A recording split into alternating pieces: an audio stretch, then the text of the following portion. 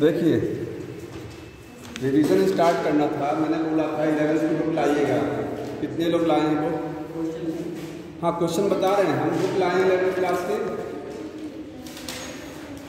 लाए हैं सब लोग, बता नहीं रहे हैं। हमने इसलिए मैसेज किया था कम से कम देख लिया करिए, आप बुक लेके आइए, ठीक है। उसमें दो चीज़ें कराना, देखिए सबसे पहले एक बार रिवाइज कराना है फास्ट थोड़ा सा, और उसके बाद इसका क्वेश्चन कराना है, ठीक है। तो पहले क्वेश्चन आपका कुछ है वो तो बताइए, नहीं हम रिवाइज कराएं उसको।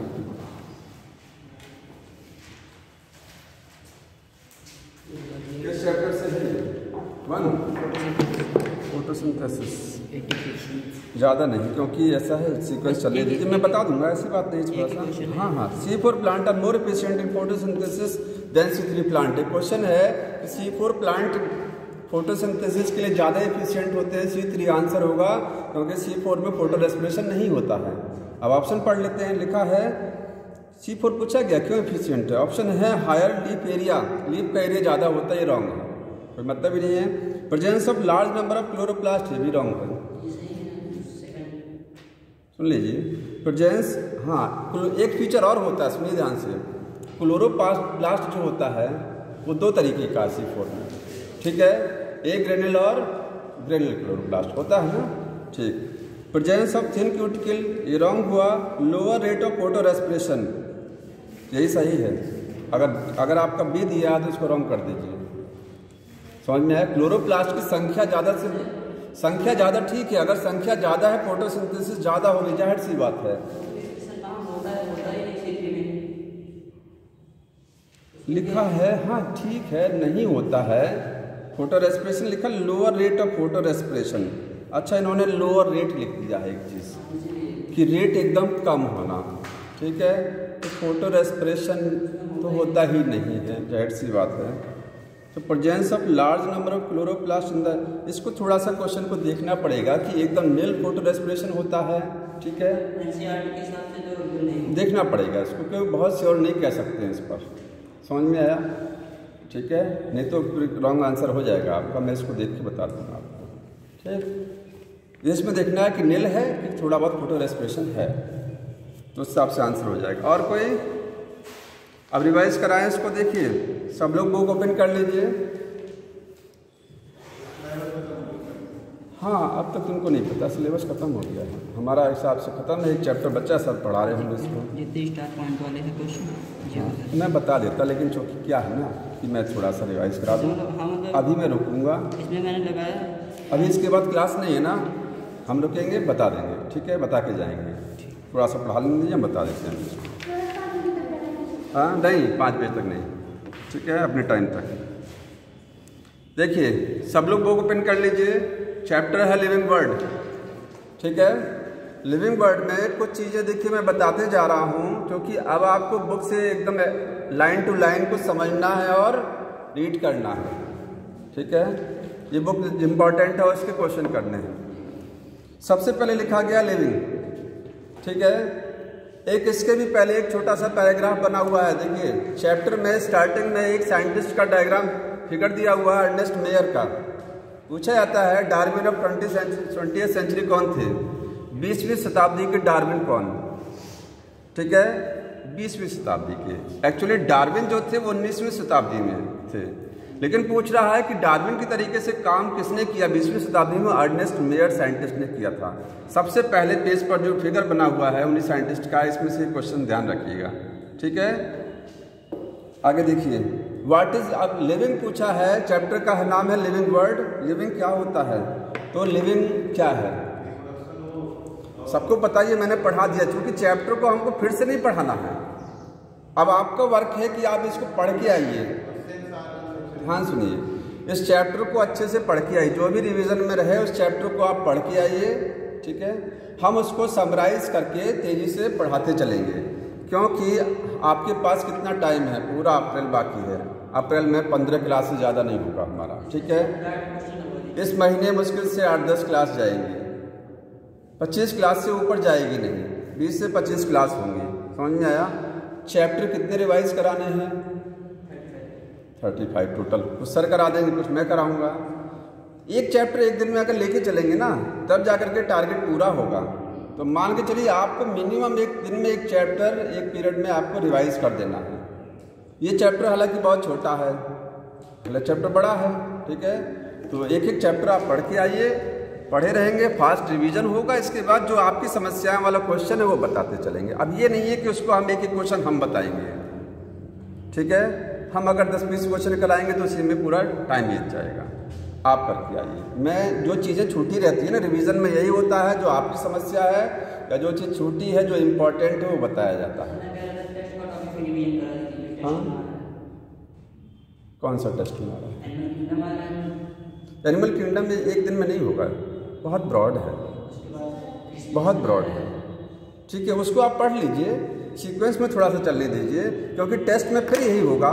अभी जो टेस्ट होगा अगला, फिर बीच में से कुछ टॉपिक उठाया जाएगा, हमारा रिवीजन का सीक्वेंस डिस्टर्ब हो जाएगा, ठीक है। वो सीक्वेंस वाइज चैप्टर नहीं हो रहे हैं उसमें। देखिए पहला है व्हाट इज़ लिविंग। लिविंग क्या होता है? तो लिविंग सबको पता है, मैंने बता दिया क्या होता है, ठीक है। इसमें आपको क्या चीज़ क्वेश्चन ध्यान रखना है कि लिविंग ऑर्गेनिजम्स में 2 तरीके की प्रॉपर्टी होती है। जैसे ग्रोथ एक प्रॉपर्टी है लिविंग की, है, रिप्रोडक्शन हो गया, कॉन्शियसनेस हो गया, मेटाबॉलिज्म हो गया, सेल्फ कॉन्शियसनेस हो गया, ठीक है। ये कुछ प्रॉपर्टी है। अब जितनी प्रॉपर्टी होती है लिविंग की, उसको 2 कैटेगरी में डिवाइड किया जाता है। कुछ डिफाइनिंग प्रॉपर्टी होती है, कुछ क्या है, नॉन डिफाइनिंग। डिफाइनिंग क्या होती है? ऐसी प्रॉपर्टी जो केवल लिविंग में ही मिलेगी, जिसके बेसिस पर आप बोलेंगे लिविंग है। हर लिविंग में वो प्रॉपर्टी होना चाहिए, एवरी लिविंग में, ठीक है। उसको डिफाइनिंग प्रॉपर्टी या डिफाइनिंग फीचर बोलते हैं। और जो प्रॉपर्टी हर लिविंग में नहीं है वो non defining. For example growth जो होती है, ग्रोथ में नहीं पढ़ाना ग्रोथ क्या होती है। ग्रोथ बताइए कैसा फीचर है, डिफाइनिंग है कि नॉन डिफाइनिंग? हाँ, तो ग्रोथ में देखिए, ग्रोथ में चूंकि 2 तरीके की ग्रोथ है, इंट्रिंसिक और एक्सट्रिंसिक। इंट्रिंसिक ग्रोथ जो है वो डिफाइनिंग फीचर है। इंट्रिंसिक ग्रोथ किसमें होती है? सभी में होती है। हर लिविंग में इंट्रिंसिक ग्रोथ है, ग्रोथ सभी में है। अगर पूछा या क्वेश्चन आता है ग्रोथ क्या है, तो ग्रोथ डिफाइनिंग फीचर है। इंट्रिंसिक ग्रोथ क्या है, डिफाइनिंग है। लेकिन जो एक्सट्रिंसिक ग्रोथ होती है वो क्या है, वो नॉन लिविंग में होती है। समझ में आया? आगे देखिए, ग्रोथ के बाद में एक चीज़ और आती है कि ग्रोथ मल्टी सेलुलर में भी होता है और यूनिसेलुलर में भी होता है, ठीक है। ग्रोथ जो होती है वो किस वजह से होती है? तो ग्रोथ में क्या होता है, बॉडी का मास इंक्रीज होता है, ठीक है, और सेल्स का नंबर इंक्रीज होता है। यही तो होता है ना, वेट में इंक्रीमेंट होना, साइज में इंक्रीमेंट होना, लेंथ में और नंबर ऑफ सेल्स में बढ़ोतरी होना, ये है ग्रोथ, ठीक। यूनिसेलुलर में जो ग्रोथ होती है वो कैसे काउंट कर सकते हैं? यूनिसेलुलर में बताइए, यूनिसेलुलर में ग्रोथ को काउंट कैसे किया जाता है? By counting the number of cells. Number of cell बढ़ रही है, इसका मतलब ग्रोथ हो रहा है। वहां पर कोई वजन नहीं तोलते हैं, बैक्टीरिया का वजन नहीं तोला जाता है, ठीक है। उसकी हाइट नहीं मेजर की जाती है, कोई तरीका ही नहीं है। तो उसके लिए क्या है, नंबर ऑफ सेल बढ़ रहा है, बैक्टीरिया रिप्रोड्यूस कर रहा है, इसका मतलब नंबर ऑफ सेल बढ़ रहा है, तो ग्रोथ हो रही है, ठीक है। और मल्टी सेलुलर में बहुत सारे तरीके जो अभी मैंने आपको बताया, वेट से, हाइट से, ठीक है, इस सबसे पता लगा सकते हैं। इसके बाद देखिए आगे एक लाइन लिखी गई है, पेज नंबर देखते रहिएगा कि सेकंड पेज, अगला पेज पलटिए। In the majority of organism, ज्यादातर ऑर्गेनिज्म में ग्रोथ और रिप्रोडक्शन क्या है, एक्सक्लूसिव इवेंट। इस लाइन समझ में आती है? इन द सेकंड पेज पर जाइए और 5वीं 6वीं लाइन है, ये मैं सीधी आपको मेन पॉइंट बता रहा हूँ, जो जहाँ से क्वेश्चन आएगा। पढ़ने को तो बहुत कुछ है इसमें, समझ रहे हैं ना। बाएं साइड पर जो पेज है ना, उसमें आप देखिए 7th लाइन नियर अबाउट मिलेगी। In the majority of organism growth and reproduction are mutually exclusive event. Exclusive inclusive क्या होता है? एक्सक्लूसिव का मतलब अलग अलग, इंक्लूसिव का मतलब सेम, इंक्लूडेड है। अगर कहा जाए यूनिसेलुलर ऑर्गेनिज्म में, एक कोष के जीवों में ग्रोथ और रिप्रोडक्शन इंक्लूसिव इवेंट है, एक ही चीज है, क्योंकि वो सेल डिवाइड करती है। बैक्टीरिया में, बैक्टीरिया एक सेल है, डिवाइड करेगा, रिप्रोड्यूस करेगा, रिप्रोडक्शन होगा, डिवाइड करेगा, ग्रोथ होगा। तो आप बोलेंगे रिप्रोडक्शन या ग्रोथ एक ही चीज है उसमें, क्योंकि ग्रोथ को मेजर हम लोग कैसे करते हैं, उसमें नंबर ऑफ सेल काउंट करके। नंबर ऑफ सेल बढ़ रही है, बढ़ती कहाँ, रिप्रोडक्शन में बढ़ती है। लेकिन मल्टी सेलुलर में ग्रोथ और रिप्रोडक्शन अलग अलग इवेंट होता है, एक्सक्लूसिव इवेंट होता है, सेम इवेंट नहीं है। इस लाइन को अंडरलाइन कर लीजिएगा, सेम नहीं है। हमारी बॉडी में ग्रोथ अलग हो रही है क्या, जिस बॉडी में ग्रोथ, एक मिनट, हेलो,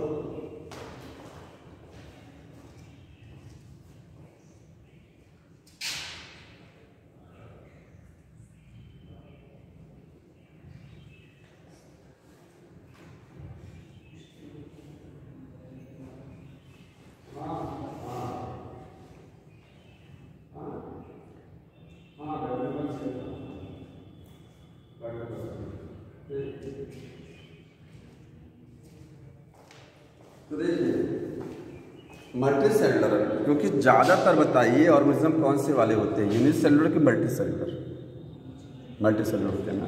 तो लिखा उसने कि मेजॉरिटी ऑफ हायर ऑर्गेनिज्म जितने भी होते हैं उनमें ग्रोथ और रिप्रोडक्शन अलग अलग होता है। ठीक है, कैसे, क्योंकि मान लीजिए कोई भी पर्सन है, ह्यूमन है, ठीक है, रिप्रोडक्शन कब स्टार्ट होता है, आफ्टर 12 ईयर्स। प्यूबर्टी जब आती है तो रिप्रोडक्शन स्टार्ट होता है, प्यूबर्टी के पहले ग्रोथ ही तो होती है ना।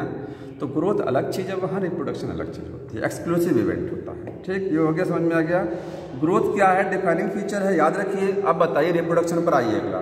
रिप्रोडक्शन कैसा फीचर है, डिफाइनिंग की नॉन डिफाइनिंग? कोई बता नहीं रहा है, हमने कहा था रिवाइज करके आइए, बताओ जी, तुम ही बता दीजिए। ग्रोथ क्या है, रिप्रोडक्शन डिफाइनिंग फीचर में आएगा कि नॉन डिफाइनिंग में आएगा? हाँ, नॉन डिफाइनिंग में होता है, क्योंकि रिप्रोडक्शन हर लिविंग में नहीं होता है। एग्जाम्पल बुक ने दिया कि इसमें नहीं होता है। म्यूल, खच्चर जीवित है, जिंदा है, ठीक है, उसमें रिप्रोडक्शन नहीं होगा। म्यूल बनता तो है लेकिन म्यूल रिप्रोड्यूस नहीं करता है। और किसमें रिप्रोडक्शन नहीं होता है? इनफर्टाइल कपल्स, ऐसे मेल फीमेल जो बच्चे नहीं बना सकते हैं, वो रिप्रोड्यूस नहीं कर पा रहे हैं, इसका मतलब। और एक एग्जाम्पल लिखा, देखिए इसमें sterile worker bee. Worker, honey bee में 3 क्वालिटी होती है ना, मेल, ड्रोन और क्वीन। सॉरी, मेल इसी को ड्रोन बोलते हैं, वर्कर और क्वीन। वर्कर जो होता है हनी बी में, सैनिक मक्खी हिंदी में बोलते हैं, वो रिप्रोड्यूस नहीं करती है। 3 एग्जाम्पल बुक में लिखे गए हैं जहाँ रिप्रोडक्शन नहीं होता है। तो इसका मतलब रिप्रोडक्शन सभी जीवों में नहीं होता है, इसलिए रिप्रोडक्शन एक डिफाइनिंग फीचर नहीं है। ठीक, ये हो गया यहाँ तक। आगे अगली कैरेक्टरिस्टिक कौन सी है, मेटाबॉलिज्म। लिविंग सिस्टम में और क्या होता है फीचर, मेटाबॉलिज्म। मेटाबॉलिज्म अलग चीज़ है, मेटाबॉलिक रिएक्शन अलग चीज़ होती है। ठीक है, मेटाबॉलिक रिएक्शन क्या है, बॉडी में जितनी भी रिएक्शन चलती है सबको क्या बोलते हैं, मेटाबॉलिक रिएक्शन या बायोकेमिकल रिएक्शन या फिर फिजियोलॉजिकल रिएक्शन, एक ही चीज़ होती है। ठीक है, जितनी भी रिएक्शन चलती है बॉडी में। मेटाबॉलिज्म सबका सम है।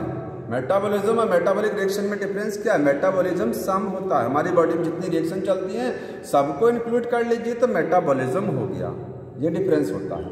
अब पूछ रहा है इसमें कि मेटाबॉलिज्म डिफाइनिंग फीचर है कि नहीं है, मेटाबॉलिज्म डिफाइनिंग है कि नहीं है? ठीक है, क्योंकि मेटाबॉलिज्म सभी में चलता है, हर लिविंग में मेटाबॉलिज्म। अगर कोई जीव है तो उसमें जैविक क्रियाएं चलेंगी ही। जैविक क्रियाओं को क्या बोलते हैं, मेटाबॉलिज्म। समझ में, फिजियोलॉजिकल रिएक्शन चलेगा, डिफाइनिंग है। मेटाबॉलिक रिएक्शन क्या होता है, मेटाबॉलिक रिएक्शन डिफाइनिंग फीचर है कि नहीं है, बताइए। तो मेटाबॉलिक रिएक्शन शरीर के अंदर चलती हैं, शरीर के बाहर भी चलती हैं। ठीक है, सेल फ्री सिस्टम में भी मेटाबॉलिक रिएक्शन चलता है। सेल फ्री सिस्टम जानते हैं, सेल से हट करके टेस्ट ट्यूब में मेटाबॉलिक रिएक्शन चल सकती है। तो मेटाबॉलिक रिएक्शन जो है वो सेल के बाहर भी चलाई जा सकती हैं, for example in test tube. लेकिन डिफरेंस ये होता है कि मेटाबॉलिक रिएक्शन जो होती है ये क्या है, लिविंग रिएक्शन होती है। याद रखिए, एक लाइन पढ़िए, यहाँ पर लिखा है, इस फिर 3rd पेज पर आइए, 1 2 3, हाँ 3rd पेज पर आइए, लिखा हुआ है 3री line, metabolic reactions can be demonstrated outside the body in the cell free system. Metabolic reaction को हम डेमोस्ट्रेट कर सकते हैं, दिखा सकते हैं, कहाँ, बॉडी सेल के बाहर, सेल फ्री सिस्टम में बॉडी के बाहर दिखा सकते हैं। अभी मैं बताऊंगा कैसे दिखा सकते हैं। And isolated metabolic reaction outside the body performed in a test tube is neither living nor non living. जैसे बोलते नहीं वायरस को ना तो लिविंग बोला जा सकता है ना ही नॉन लिविंग, पूरे दोनों के लक्षण होते हैं। ऐसे ही मेटाबॉलिक रिएक्शन अगर बॉडी के अंदर चल रही है तो वो लिविंग रिएक्शन है, ठीक है। लेकिन बॉडी के बाहर लिविंग क्यों है? क्योंकि बॉडी में चल रही है, जाहिर सी बात लिविंग है। लेकिन बॉडी के बाहर जब चलती है, बॉडी के बाहर चलने का एग्जाम्पल समझते हैं। स्टार्च ले लीजिए, स्टार्च होता ना, स्टार्च पोटैटो में, और सलाइवा ऐड कर दीजिए उसमें, लार, स्टार्च डाइजेस्ट हो जाएगा। रिएक्शन हुई ना, स्टार्च डाइजेस्ट हो गया, इसका मतलब स्टार्च टूट गया ग्लूकोज में। किसने तोड़ा? सलाइवा ने। आपने कहाँ किया? टेस्ट ट्यूब में। एक रिएक्शन चली ना, तो बॉडी के बाहर मेटाबॉलिक रिएक्शन चलाई जा सकती है। तो मेटाबॉलिक रिएक्शन लिविंग भी है और नॉन लिविंग। लिविंग कैसे है? क्योंकि देखिए नॉन लिविंग कैसे हुआ, हम उसको बॉडी के बाहर भी चला सकते हैं, इसलिए वो क्या हो गया? Non living. लेकिन अगर मेटाबॉलिक रिएक्शन बॉडी के बाहर चल रही है तो वो लिविंग कैसे? अब ये बताइए। नॉन लिविंग तो समझ में आता है कि बॉडी के बाहर टेस्ट ट्यूब में चला रहे हैं, नॉन लिविंग हो गया। वो लिविंग भी है, वो लिविंग भी है। टेस्ट ट्यूब में अगर कोई मेटाबॉलिक रिएक्शन हो रही है वो लिविंग भी है, दोनों है वो। बताइए लिविंग कैसे है? नॉन लिविंग तो मैंने समझा दिया कि बाहर चला रहे हैं टेस्ट ट्यूब में, नॉन लिविंग बॉडी के बाहर चल रही है। लिविंग कैसे? क्योंकि उस रिएक्शन में आपने सलाइवा मिलाया था। एंजाइम कहाँ से मिलाया? बॉडी का तो था। सलाइवा ही, सलाइवा में टाइलिन एंजाइम होता है, बिना एंजाइम के कोई रिएक्शन नहीं चलती है, चाहे अंदर चले चाहे बाहर चले। जो रिएक्शन को चलाने के लिए आपने जो मिलाया था वो कहाँ से बन के आया था? बॉडी से बन के आया था, इसलिए वो लिविंग रिएक्शन है, ठीक है।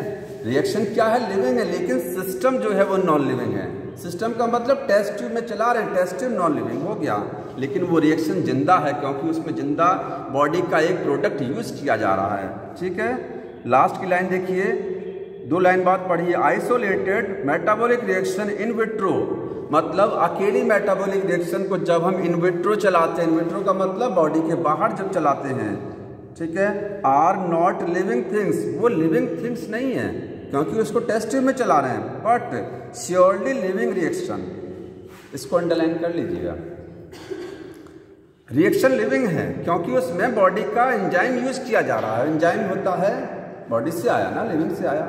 रिएक्शन लिविंग है लेकिन वो बॉडी के बाहर नॉन लिविंग थिंग्स में चल रही है, किसी निर्जीव चीज में चल रही है, ठीक है।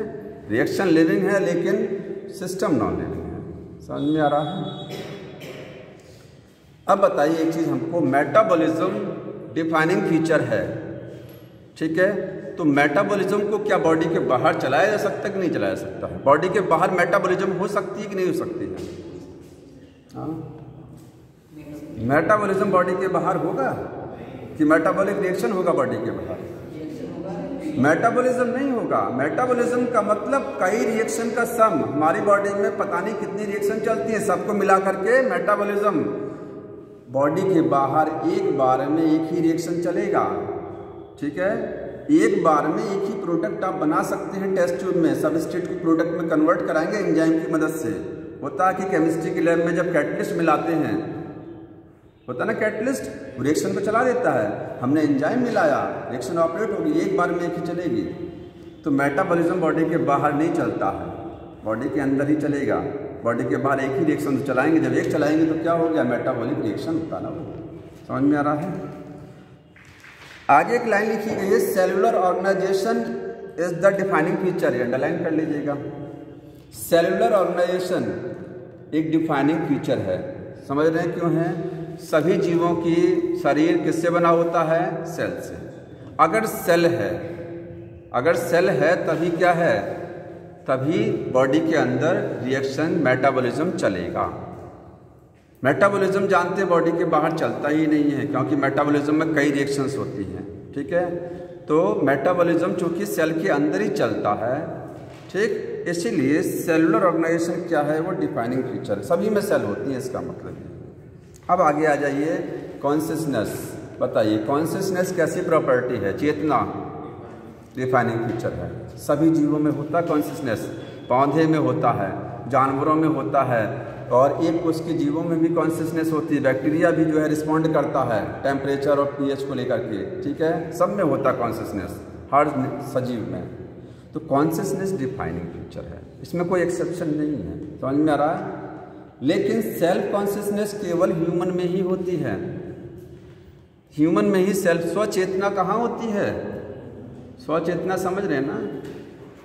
कौन बोलता है ह्यूमन ही तो अपने आप को उसके अंदर क्या चल रहा है व्यक्त करने का काम ह्यूमन ही तो करता है। क्या कोई जानवर व्यक्त कर सकता है हमारे शरीर में क्या चल रहा? नहीं ना। सेल्फ कॉन्शियसनेस केवल ह्यूमन में होती है, इसलिए ये डिफाइनिंग फीचर नहीं है। हर लिविंग में सेल्फ कॉन्शियसनेस नहीं होती है। समझ में आ रहा है? ये नॉन डिफाइनिंग है, तो याद रखिएगा नॉन डिफाइनिंग हो गया। अब लास्ट में एक लिखा गया है कोमा का केस। जब पेशेंट कोमा में होता है तो उसमें सेल्फ कॉन्शियसनेस नहीं रहती है, स्वचेतना खत्म हो जाती है, लेकिन पर्सन मरता नहीं है। कोमा में पेशेंट क्या जिंदा रहता है, ठीक है। कोमा में उसके अंदर रिएक्शन चलती रहती है, बस उसका स्वचेतना खत्म हो गया है, वो कुछ व्यक्त नहीं कर सकता है, ठीक है। तो यहाँ एक क्वेश्चन पूछा गया है, the patient has no self, कहाँ गया? अगर कोई patient who never come back to the normal, किसी पेशेंट को कोमा में है और वो कभी और नॉर्मल लाइफ में वापस नहीं आ सकता है। समझ में नहीं आ रहा किसी को? पढ़ के नहीं आए, यही रीज़न है। तो चेहरे से पता लगा लेता हूँ मैं किसको समझ में आ रहा है किसको नहीं आ रहा है। और बताऊँ, बता दूँ क्यों? इतने को समझ में नहीं आ रहा है। एक वो शायद इसको आ रहा होगा, एक हो सकता है इनको छोड़ा बहुत इधर, बस। अब आप इसको समझ लीजिए, मैंने सही बोला गलत बोला? सही बोला ना? नहीं सही बोला। चेहरे से पता लग जाता है कि इस बच्चे को समझ में आ रहा है कि तो पढ़ के नहीं आएंगे तो क्या होगा? रिवीजन चल रहा ना, पढ़ के आना चाहिए आपको। बताइए, फिर से तो नहीं पढ़ाया जाएगा पूरी चीज़, कोई बात नहीं। क्वेश्चन इसमें ये लिखा हुआ था, कोई पेशेंट अगर कोमा में है और वो दोबारा अपनी नॉर्मल लाइफ में नहीं आता है, ठीक है, वो लिविंग है कि नॉन लिविंग है? वो लिविंग है। कोमा कभी कभी बहुत लंबे समय तक हो जाता है, कभी पेशेंट नहीं आता नॉर्मल लाइफ में, डेथ भी हो जाती है लास्ट टाइम जाकर के उसकी, और कभी कभी वो नॉर्मल लाइफ में वापस नहीं आ सकता है। तो कोमा में पेशेंट है तो वो क्या है? लिविंग है, क्योंकि बॉडी में उसकी रिएक्शन चल रही है सब कुछ, ठीक है। अब एक क्वेश्चन, एक लास्ट का पैराग्राफ देखिए इस बुक में, इसमें इस पेज पर एक होता है अंडरलाइंग रिएक्शंस, अंडरलाइंग इंटरेक्शंस क्या होते हैं। ये मैंने जब पढ़ा रहे थे उस समय तो हो सकता है जल्दी में ख़त्म हो गया था, इसको थोड़ा समझ लीजिए, ठीक है। अंडरलाइंग इंटरेक्शन क्या होता है?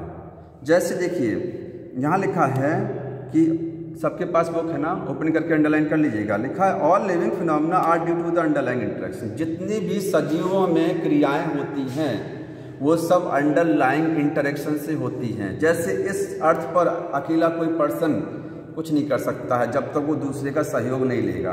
अकेले कुछ कर सकता नहीं ना, हम प्लांट पर डिपेंड है ना, अगर अकेले रहेंगे तो सेल्फ पोटेंट नहीं रहेंगे, समझ में। तो ऐसी बॉडी के अंदर जितना भी जो है हमारी बॉडी में जितनी भी फिनोमेना चलती हैं, जितनी भी क्रियाएं चलती हैं, वो सब क्या हैं? अंडरलाइंग इंटरेक्शन की वजह से, मतलब इंटरेक्शन की वजह से हो रही है, ठीक है। अगर हम बोल रहे हैं ना तो इसमें बहुत सारे बॉडी के ऑर्गन काम कर रहे हैं कि नहीं कर रहे हैं? क्या एक ही ऑर्गन काम कर रहा है? टंग नहीं काम कर रहा ना, इंटरेक्शन हो रहा है ना, ब्रेन का इंटरेक्शन हो रहा है, ठीक है, और रेस्पिरेशन चल रहा है, कई चीज़ें एक साथ मिलकर, डाइजेशन में भी बहुत सारी चीज़ें एक साथ मिलकर काम करती हैं। तो सजीवों में जितनी क्रियाएं होती हैं वो सब इंटरेक्शन के द्वारा होती हैं। समझ में आता है यहाँ तक? प्रॉपर्टी ऑफ टिश्यू, ये लाइन अंडरलाइन करिए, इस पर स्टेटमेंट बनता है। तो हम पीड़ित हो गए फोन से आज।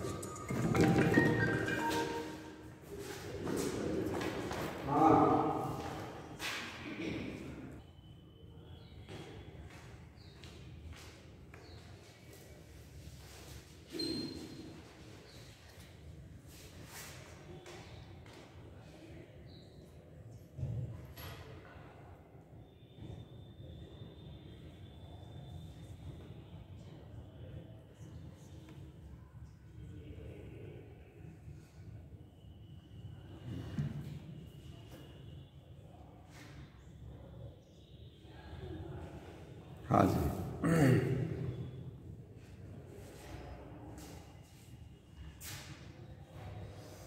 तो देखिए चल रहा था इसमें अंडरलाइंग इंटरेक्शन, ठीक है। एक लाइन लिखा हुआ है, अंडरलाइन कर लीजिएगा सब लोग। Properties of tissue are not present in its constituent cells but arise as a result of the interaction among the cells. ये लाइन समझ में आ रही है? टिश्यू में जो प्रॉपर्टी होती है वो उसके अपनी प्रॉपर्टी नहीं है, ठीक है। जैसे अगर मान लीजिए कोई भी टीम है, ध्यान सुनिएगा, कोई भी टीम है, ठीक है, क्रिकेट की टीम है या कुछ भी है, अगर वो विन करती है, जीतती है, तो क्या उसमें अकेले उस टीम का नहीं, सभी का सहयोग हो रहा ना, ठीक है, सभी के सहयोग। ऐसी टिश्यू की जो प्रॉपर्टी होती है, जो कि टिश्यू बनता है कैसे, ग्रुप ऑफ द सेल की वजह से बनता है। तो अगर टिश्यू में जो भी प्रॉपर्टी है, ठीक है, जैसे पैरेन्काइमा को बोलते हैं, उसका फंक्शन क्या, फूड का स्टोरेज करना, स्क्लेरेन्काइमा का फंक्शन क्या, मैकेनिकल सपोर्ट देना। ये जो प्रॉपर्टी है उसकी कांस्टेंट सेल में होती है, सेल की वजह से है, अपनी नहीं है, ठीक है, क्योंकि उस सेल से मिलके बना है। सेल में जो प्रॉपर्टी होगी वही तो टिश्यू की होगी। समझ में आ रहा लाइन की, property of tissue are not present in the constant cells, उसकी कांस्टेंट सेल में नहीं है, but arise due to the interaction among the cells. एक सेल में उसकी वो प्रॉपर्टी नहीं है। ध्यान समझ लीजिए, जैसे मान लीजिए ये टिश्यू है, ये ठीक है, टिश्यू को बोलते हैं ग्रुप ऑफ द सेल। ये सारी सेल के मिलने से क्या बना टिश्यू। अगर किसी टिश्यू में जो प्रॉपर्टी होती है, क्या होता है, उस टिश्यू में जो प्रॉपर्टी है वो उसकी कॉन्स्टिट्यूएंट सेल में नहीं है, वो उसकी इंडिविजुअल सेल में वो प्रॉपर्टी नहीं होती है। वो प्रॉपर्टी जनरेट कैसे होती है, सबके सहयोग से जनरेट होती है, अकेले सेल में वो प्रॉपर्टी नहीं है, ठीक है, समझ रहे लाइन कि टिश्यू की जो भी प्रॉपर्टी होती है वो उसकी कांस्टेंट का मतलब उसकी सिंगल सेल में या जितनी भी सेल है उनमें नहीं है। तो कैसे जनरेट हो गया, सभी सेल के सहयोग से बनी हुई प्रॉपर्टी, ठीक, पहला समझ में आया। दूसरा, इस लाइन को अंडरलाइन कर लीजिएगा, स्टेटमेंट बनता है। दूसरा देखिए, property of cellular organelles not present in the molecular constant of the organelle. ये लाइन समझ में आ रही है। जितने भी सेलुलर ऑर्गेनेल्स होते हैं, ये देखिए, जैसे माइटोकॉन्ड्रिया एक सेल ऑर्गेनेल है। माइटोकॉन्ड्रिया क्या हो गया, क्लोरोप्लास्टिक सेल ऑर्गेनेल है, कोशिकांग। तो कोशिकांग या सेल ऑर्गेनेल जो होते हैं उनकी जो प्रॉपर्टी होती है वो किस वजह से होती है, पढ़िए फिर से। Property of cell organelles are not present in the molecular constant of the organelles. उस सेल कोशिकांग के अंदर जितने भी चीज़ें हैं, जैसे माइटोकॉन्ड्रिया में कई चीज़ें होती हैं ना, ठीक है, तो उसके अंदर कोशिकांग के अंदर जितनी भी चीज़ें हैं उसकी वजह से नहीं है, but arise as the result of the interaction among the molecular component. उस सेल ऑर्गेनेल के अंदर जितने भी कंपोनेंट हैं उनमें इंटरेक्शन की वजह से वो प्रॉपर्टी अराइज हो रही है। जैसे माइटोकॉन्ड्रिया का काम क्या होता है, एनर्जी बनाना होता है ना। तो माइटोकॉन्ड्रिया के अंदर जब स्ट्रक्चर आप पढ़ते हैं तो उसके स्ट्रक्चर बोलते हैं, अंदर उसमें क्रिस्टल होता है ना, अंदर उसमें लिक्विड भरा होता है, और इसके बाद में F1 पार्टिकल लगे होते हैं। F1 पार्टिकल सबको पता, ऑक्सीसोम। तो माइटोकॉन्ड्रिया में एनर्जी जो बना रहा है वो एनर्जी बनाने में सबका सहयोग हो रहा है। अकेले क्रिस्टल एनर्जी नहीं बना सकता है, अकेले ऑक्सीसोम एनर्जी नहीं बना सकता, सबके सहयोग से एनर्जी बन रही है। तो कोशिकांग की जो प्रॉपर्टी है उसके अंदर जितने भी पार्ट हैं वो उनके अकेले नहीं है, वो सबके सहयोग से हो रहा है। दो इसमें स्टेटमेंट बना है, समझ में आ रहा है जो चीज़ें।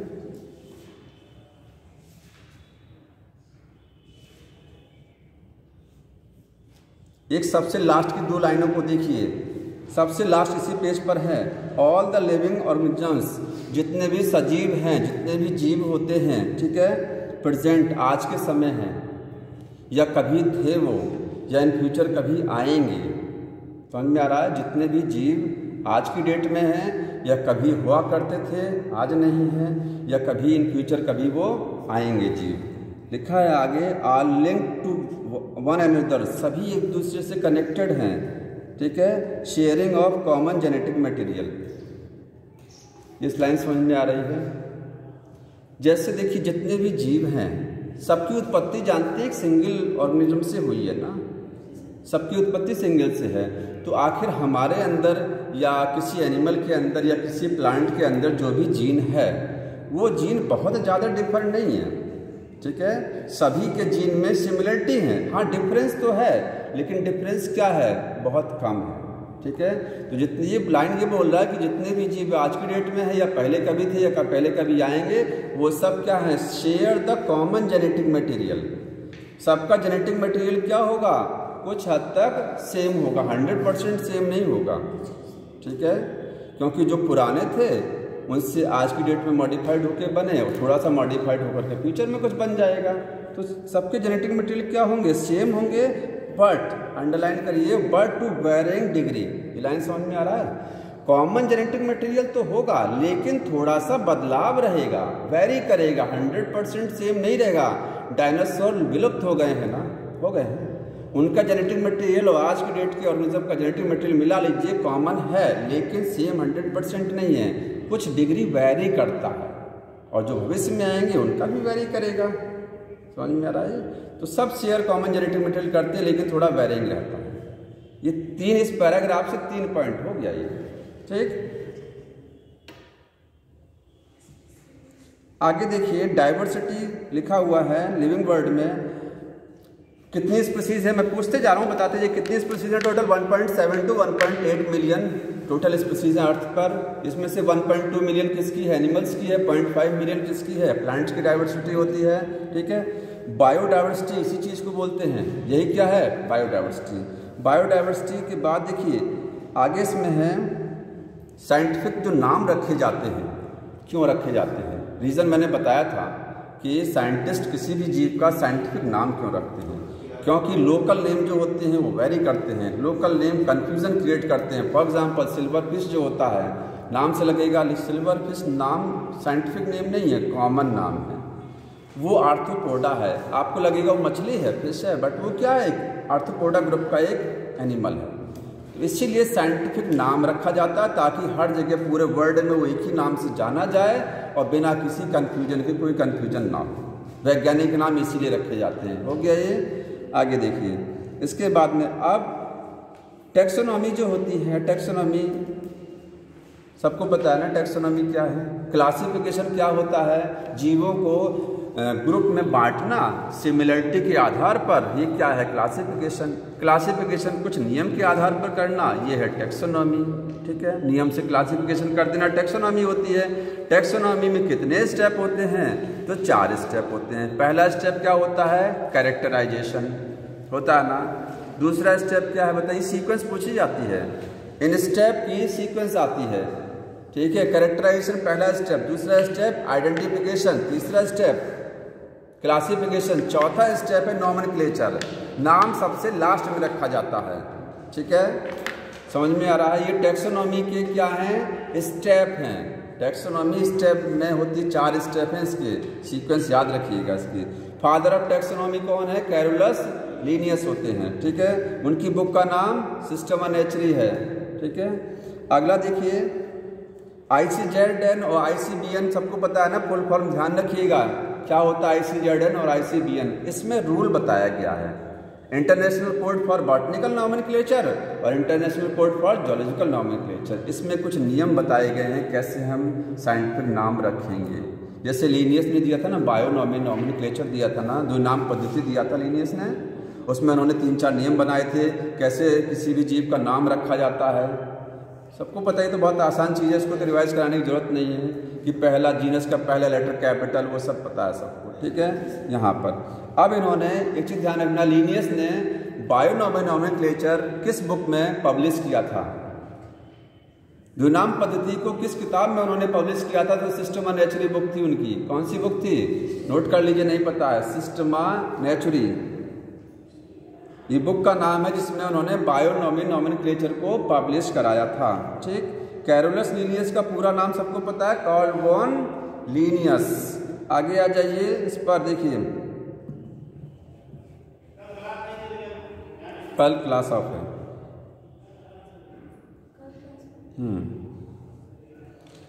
आगे इस पर देखिए। इसके बाद टैक्सोनॉमी में एक वर्ड होता है टैक्सोनॉमिक कैटेगरीज, होता है ना। कितनी टैक्सोनॉमिक कैटेगरीज हैं, 7 हैं। स्पीशीज, जीनस, सीक्वेंस याद होनी चाहिए।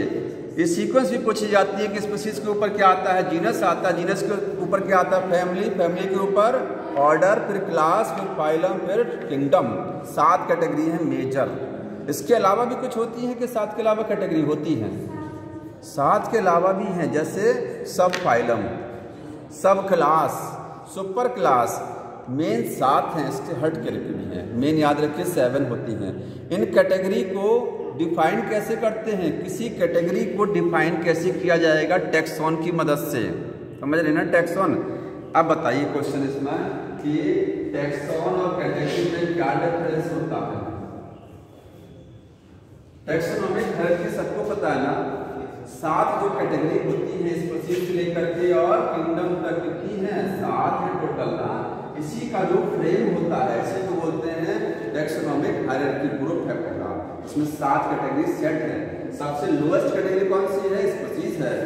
और सबसे हाईएस्ट किंगडम है। यूनिट ऑफ क्लासिफिकेशन क्या होता है? स्पीशीज। क्लासिफिकेशन या टैक्सोनॉमी का यूनिट यही है स्पीशीज। तो कैटेगरी इधर वाला कैटेगरी होता है, सामने जो लिखा जाता है वो क्या होता है? Taxon. Category represent by taxon. Category को कैसे रिप्रेजेंट करते हैं? टैक्सॉन की मदद से। अब बताइए प्लांट क्या है? कैटेगरी है कि टैक्सॉन? ये आता है क्वेश्चन। प्लांट क्या होता है? कैटेगरी है कि टैक्सॉन है? गलत हो जाएगा। यही मैं कह रहा हूँ, रिवीजन को प्रॉपरली करिए। अभी एक चैप्टर बीत रहा है खाली है।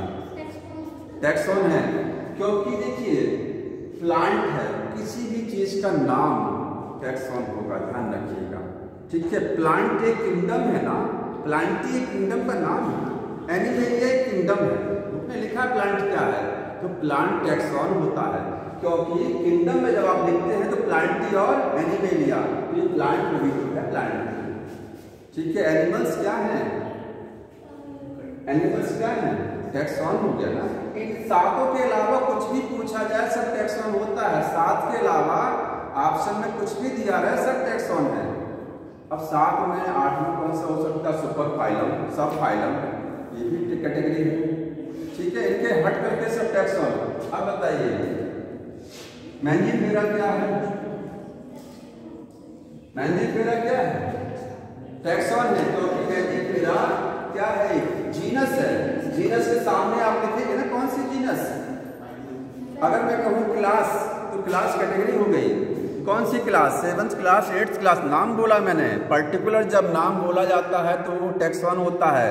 जब कोई आइडिया ना लगे तो कैटेगरी में रहता है, जब आइडिया लग जाए तो टैक्सॉन हो जाता है। ठीक है, जैसे ऑर्डर एक प्राइमेटा होता है, तो अगर हम बोलें प्राइमेटा क्या है, तो प्राइमेटा क्या एक ऑर्डर का नाम है ना। फैमिली सोलेनेसी, सोलेनेसी बोल रहे हैं तो टैक्सॉन है। फैमिली बोल रहे हैं तो खाली कैटेगरी है। फैमिली के अंडर में बहुत सारी फैमिली होंगी, नाम बोल दिया मैंने तो टैक्सॉन हो गया। बताइए डॉग क्या है? डॉग क्या होता है? टैक्सॉन है ना, किसी एनिमल का नाम है ना। जब नाम स्पेसिफिक बोला जा रहा है तो क्या है? टैक्सॉन हो गया। समझ में आ गया? एक को रिप्रेजेंट करेगा वो, एक को, ये ग्रुप को रिप्रेजेंट करता है। कैटेगरी ग्रुप को रिप्रेजेंट करती है। कैटेगरी को हम रिप्रेजेंट कैसे कर सकते हैं? टैक्सॉन के माध्यम से। अगर हम बोल रहे हैं क्लास, तो क्लास हमने बोला क्लास मैंजीफेरा, हमने बताया ना मैंजीफेरा क्लास है। तो कैटेगरी क्लास है, उसको रिप्रेजेंट कर रहे हैं मैंजीफेरा से, तो मैंजीफेरा टैक्सॉन हो गया। क्वेश्चन किसी भी तरीके से आ सकता है। यही लाइन बोल दी जाएगी कि ये सही है कि गलत से बताइए। Category taxon is represented by category. सही लाइन है? सही है। टैक्सॉन को कैटेगरी से, कैटेगरी के माध्यम से रिप्रेजेंट कराते हैं। ठीक है, 4 बज गया, बस थोड़ी देर और रुक जाइए, थोड़ी देर और रुक जाइए। देखिए खत्म हो रहा है। सिस्टमैटिक और टैक्सोनॉमी में क्या अंतर होता है? सिस्टमैटिक बताइए, सिस्टमैटिक और टैक्सोनॉमी में क्या डिफरेंस है? टैक्सोनॉमी नियम के आधार पर क्लासिफिकेशन कर देना। सिस्टमैटिक में सीक्वेंस, इसमें सीक्वेंस और जोड़ी जाती है। जैसे अगर आप क्लासिफिकेशन, अगर मैं मान लीजिए कि क्लास में बच्चों को बैठाना है या क्लास अरेंज करनी है, तो क्लास 1 पहले रखेंगे, फिर 2, फिर 3 रखेंगे। ठीक है, ये थोड़ी नहीं कि क्लास 5 पहले ले आएंगे। तो टैक्सोनॉमी में हम ग्रुप बनाते हैं। ठीक है, सिस्टमैटिक में क्या होता है? ग्रुप तो बनता ही है, लेकिन ग्रुप में सीक्वेंस का भी ध्यान रखा जाता है, इवोल्यूशन का ध्यान रखा जाता है। इस धरती पर पहले कौन आया? ठीक है, उसके बाद कौन आया? इससे पहले एल्गी आया, देन ब्रायोफाइट आया, फिर टेरिडोफाइट आया। तो सिस्टम से क्लासिफिकेशन करना ही सिस्टमैटिक होता है। तो उसमें सिस्टम का मतलब क्या है? इवोल्यूशन का ध्यान रखा जाता है। इवोल्यूशनरी सीक्वेंस को ध्यान में रख करके क्लासिफिकेशन करना या टैक्सोनॉमी करना क्या होता है, सिस्टमैटिक। ठीक है, समझ में आया। और टेक्स ये हो गया सिस्टमैटिक। सबसे लास्ट में लाइन लिखी गई है, systematic takes account evolutionary relationship between the organisms. अगर सिस्टमैटिक्स नहीं करेंगे तो आप नहीं पता लगा पाएंगे एल्गी और ब्रायोफाइटा में क्या रिलेशन है। रिलेशन तो तब पता लगता है जब दोनों में डिफरेंस होना चाहिए ना। आगे है टैक्सोनॉमिक कैटेगरी, मैंने ये चीज़ बता दी आपको। ठीक है, इसके बाद देखिए स्पीशीज, जीनस, फैमिली। ठीक है, थोड़ा सा जहाँ तक समझा दे रहे हैं, बाकी अगले टर्न पर होगा। स्पीशीज सबको पता है डेफिनेशन क्या है। ठीक है, इसमें यही पूछा जाएगा कि इंडिका क्या है। इंडिका, तो इंडिका स्पीशीज हो गया। ठीक है, कुछ स्पीशीज के नाम जो बुक में लिखे गए हैं वो पता होने चाहिए। जैसे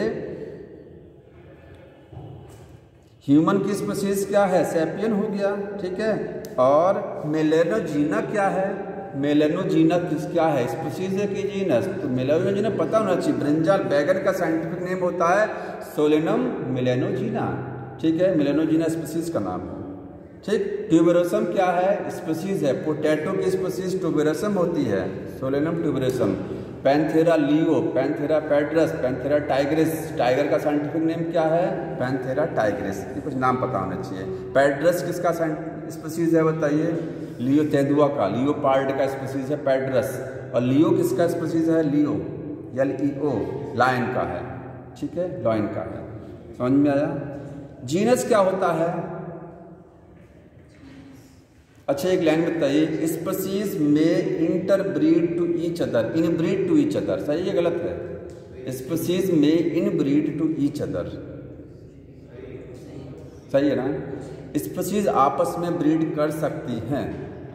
different species cannot inbreed to each other. Elephant deer के साथ रिप्रोड्यूस नहीं कर सकता है। ठीक है, किसी दूसरे एनिमल के साथ रिप्रोड्यूस नहीं करेगा। एलिफेंट ही होना चाहिए, क्योंकि उसकी स्पीशीज अलग और डियर की अलग हो जाती है। स्पीशीज जब डिफर कर जाती है तो प्रजनन नहीं होता है, सेम स्पीशीज होनी चाहिए। जीनस क्या होता है, ऐसी स्पीशीज का समूह जिनमें कुछ लक्षण क्या होते हैं, समान होते हैं, जो कॉमन फीचर को शेयर करते हैं। जैसे पोटैटो और टोमेटो दोनों एक जीनस में रखते हैं, दोनों का जीनस सेम है, सोलेनम। सोलेनम जीनस का है, ये जीनस है, इसका जीनस है, ये पोटैटो का भी जीनस है। पोटैटो का स्पीशीज क्या है, ट्यूबेरोसम। और मेलेनोजीना, मेलेनोजीना ये किसका स्पीशीज है, ब्रिंजल का। ये किसका है, पोटैटो का है। ठीक है, पोटैटो और ब्रिंजल में कुछ समानताएं होती हैं, इसलिए दोनों को मिलाकर के एक कॉमन जीनस में रख दिया गया है, सोलेनम। ठीक, अब एक चीज समझ में आया। एक चीज में अगली बार बताएंगे कि जब नीचे से असेंडिंग और डिसेंडिंग ऑर्डर लगाते हैं कैटेगरी को, तो क्या चीज़ घटती है और क्या चीज़ बढ़ती है। कॉमन फीचर घटेंगे बढ़ेंगे, जनरल फीचर घटेंगे बढ़ेंगे, सिमिलरिटी घटेगी बढ़ेगी, कहाँ क्या होगा, इस पर क्वेश्चन आता है। वो सब अगली बार जो पूरी तरीके से बताएंगे उसको। ठीक है, अभी यहाँ चलने दीजिए। तो ये जीनस ध्यान रखना है। इसके बाद लॉयन, टाइगर और पैड्रस, तेंदुआ, शेर और चीता, इनमें समानताएं होती हैं। इनको सेम जीनस में रखा गया, किसमें, पैंथेरा में रखा गया। ठीक है, फैमिली में आपको क्या ध्यान रखना है, ऐसा जीनस जिनमें कुछ लक्षण क्या होते हैं, समान होते हैं, उनको एक फैमिली में रख दिया गया है। फॉर एग्जाम्पल देखिए, जैसे एक फैमिली है कौन सी, फेलिडी, और एक फैमिली है कैनेडी है। बताइए फेलिडी में क्या क्या रखा गया है, कैट, फेलिस, कैट को किस में रखा गया है, फेलिडी में। ठीक है, और ये टाइगर, लियोपार्ड और ये जो कौन सा लॉयन है, इसको कैनेडी में रखा गया है। ठीक है, समझ में आया। पैंथेरा जो जीनस है वो किस में रखा गया है, कैनेडी में। इसी तरीके से सोलेनेसी एक फैमिली है, उस फैमिली में कितने जीनस रखी गई हैं, बहुत सी जीनस है, लेकिन डटूरा, पैटूना और सोलेनम, सोलेनम आपको बता रहे हैं ना, सोलेनम क्या है, एक जीनस है। दूसरा जीनस कौन सा है, पैटूना, ठीक है, पेटूनिया, और तीसरा है डटूरा। ये तीन जीनस किस में रखे गए हैं, फैमिली सोलेनेसी। किस में क्या रखा गया ये पता होना चाहिए। ठीक। तो इसके बाद अभी कुछ चीज़ें बाकी रह गई हैं, तुम्हारा हम क्वेश्चन बता दें लाइए जल्दी से। 10 बता दीजिए। नहीं, जो तुमने पूछा था वही बता दें, इसमें बताइए। 10 नंबर, हाँ ये बहुत बढ़िया काम किया, इसलिए करिए correct binomial epithet of mango. Mango का वो पूछ रहा है साइंटिफिक नेम कौन सा है, बायोनॉमियल एपिथेट, ठीक है, बायोनॉमियल एपिथेट। तो मैंजीफेरा इंडिका LINN लिन, तो इसमें सी ऑप्शन सही है। रुकिए एक मिनट, दूसरा भी दे, रुकिए, नहीं देख रहे हैं, सेकंड और थर्ड को सिमिलरिटी नजर आ रही है, यही कह रहे हैं ना, सेकंड और थर्ड वाला तीनों सेम, इसलिए चौथे में तो इंडिका में आई कैपिटल कर दिया गया है, वो गलत हो जाएगा, ठीक है। मैंजीफेरा इंडिका LINN, सेकंड वाला सही है। अब आप बुक में देखिए लीनियस को कैसे लिखा गया, LINN इटैलिक्स में सीधे में लिखा है उसने, सीधे में लिखा ना, इटैलिक्स में साइंटिस्ट का नाम लीनियस शॉर्ट फॉर्म में सीधे में लिखा गया है, इसने एक ऑप्शन में तिरछे में लिख दिया, सेकंड सही है। और कौन सा था तुम्हारा, वो इसमें था कुछ ना, उसमें ज़्यादा टाइम कितना लगेगा, तो 10-12 मिनट, ठीक है। अगर रुकना हो तो रुक जाइए, मैं बता दे रहा हूँ, जाना हो जाइए। हाँ, इसको ऑफ कर दीजिए, बता दे रहा हूँ, फोन ऑफ कर दीजिए। एक मिनट फ़ोन कर लें, हमें जाना है, हमको नहीं जाना है।